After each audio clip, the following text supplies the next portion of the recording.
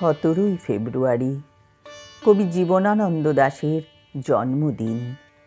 কবিকে শ্রদ্ধা জানিয়ে আমার আজকের নিবেদন বনলতা সেন। হাজার বছর ধরে আমি পথ হাঁটিতেছি পৃথিবীর পথে, সিংহল সমুদ্র থেকে নিশীথের অন্ধকারে মালয় সাগরে।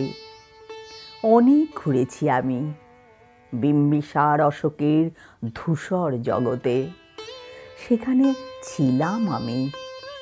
আরো দূর অন্ধকারে বিদর্ভ নগরে আমি ক্লান্ত প্রাণ এক, চারিদিকে জীবনের সমুদ্র সফেন। আমারে দুদণ্ড শান্তি দিয়েছিল নাটুরের বনলতা সেন। চুল তার কবেকার অন্ধকার বিদিশার নিশা, মুখ তার শ্রাবস্তির কারুকার্য।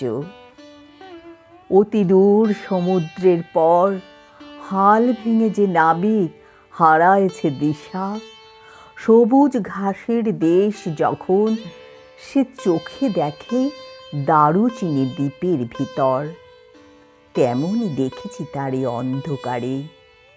বলেছে সে, এতদিন কোথায় ছিলেন? পাখির নীড়ের মতো চোখ তুলে নাটুরে বনলতা সেন।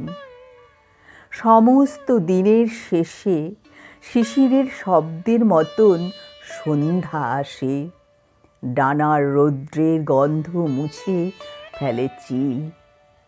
পৃথিবীর সব রং নিভে গেলে পাণ্ডুলিপি করে আয়োজন, তখন গল্পের তরে জোনাকির রঙে ঝিলমিল।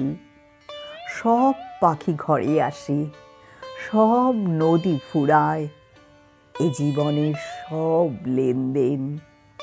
থাকে শুধু অন্ধকার, মুখোমুখি বসিবার বনলতা সেন।